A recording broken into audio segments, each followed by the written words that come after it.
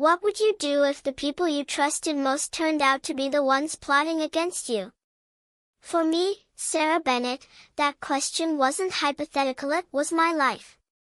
I stood in the dimly lit study of my late husband's family estate, staring at the papers that could unravel everything I'd fought to protect. My daughter, Lily, only 10 years old, deserved the future her father had secured for her. But his parents, the esteemed and calculating Warrens, had other plans. They wanted her trust fund millions that my late husband, David, had left to ensure Lily's dreams could soar. What they didn't know was the hidden clause, the safeguard David had buried deep within the legal labyrinth, waiting for just this moment. It started 3 years after David's death. The car accident that took him left a void in my heart and Lily's, but his parents, Margaret and Charles Warren, seemed to grieve more for the loss of control over his fortune than for their son. They'd always seen me as an outsider, a middle-class nobody who'd somehow stolen their golden boy. I'd endured their icy politeness at family dinners, their subtle jabs about my simplicity. But I never imagined they'd stoop to this. Lily's trust fund was untouchable until her 18th birthday or so, I thought. It was a $5 million legacy, meant to give her freedom to pursue any path, from college to charity work to starting her own business. David had been adamant, this was for Lily, not the Warren family empire. I was the trustee, a role I took seriously, managing the funds with care and love. But last spring, I noticed something off. Bank statements showed inquiries I hadn't authorized. Meetings were scheduled with lawyers I didn't know. Then came the bombshell. Margaret and Charles had filed a legal challenge, claiming I was unfit to manage the trust. They argued I was squandering Lily's future, painting me as reckless, unstably a grieving widow too broken to be trusted. The accusation stung, but I kept my composure. I had to, for Lily. She was my world, a bright girl with her father's curious eyes and a heart that saw good in everyone, even her scheming grandparents. I shielded her from the legal battles, letting her believe the family was just sorting things out. But inside, I was raging. How dare they? I pored over the trust documents, searching for a way to fight back. That's when I found its hidden clause. David, ever the strategist, had anticipated this. Tucked into the fine print was a condition: any attempt to contest the trustee's authority without evidence of gross misconduct would trigger a transfer of the entire fund to a neutral third party, out of the family's reach forever. It was his checkmate, and they'd walked right into it. But the story wasn't that simple. Enter Clara, my sister-in-law, the unexpected twist in this tangled tale. Clara was the black sheep of the Warren family, disowned years ago for rejecting their high society expectations. She'd been living off the grid, running a small bookstore in a coastal town, far from the Warrens' gilded world.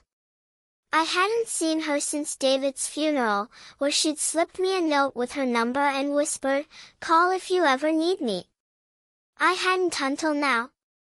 Desperate for an ally, I reached out. Clara arrived the next day, her wild curls and denim jacket a stark contrast to the Warren estate's polished marble. She wasn't just there to support me, she had dirt on her parents. Clara revealed that Margaret and Charles had been siphoning money from family accounts for years, hiding debts from failed investments. The trust fund wasn't just about greed, it was their lifeline to save face. Clara had overheard them plotting at a holiday gathering she'd crashed, uninvited. They'd hired a private investigator to dig into my life, hoping to fabricate evidence of my unfitness.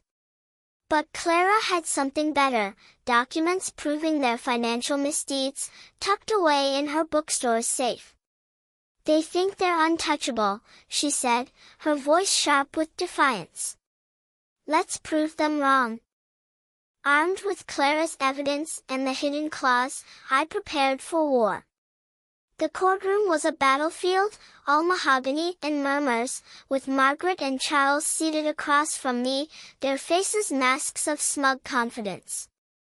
Their lawyer droned on about my supposed failings, citing late-night grocery runs as erratic behavior and a single missed parent-teacher meeting as neglect.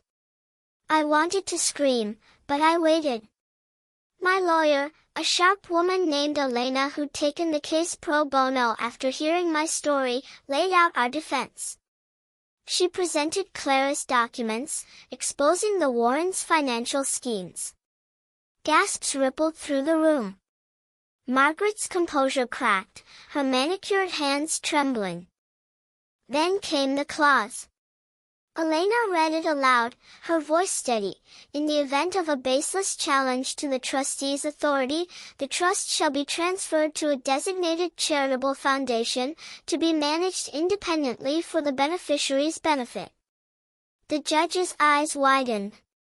Charles stood, shouting about betrayal, but the gavel silenced him. The trust was safe. Lily's future was safe.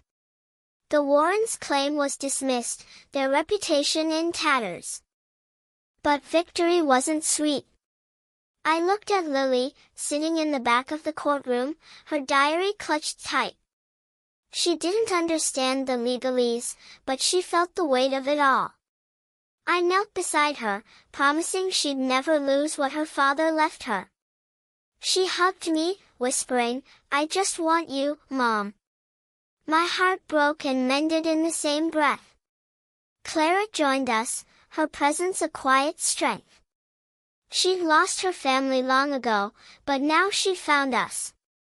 In the weeks that followed, the Warrens retreated, their social circle shrinking as whispers of their schemes spread. Clara stayed, helping me teach Lily about resilience, about standing up to those who'd tear you down. The trust fund remained untouched, waiting for Lily to grow into the woman she'd become. But more than money, I gave her something David would have been proud of, a lesson in fighting for what's right, no matter who stands against you. The hidden clause wasn't just a legal trap, it was David's love, reaching across time to protect us. And as I watched Lily laugh with Clara over a board game in our modest living room, I knew we'd won more than a courtroom battle. We'd won our family, our strength, our future. The Warrens had tried to steal it all, but they'd underestimated a mother's love and the sister who'd chosen us over them.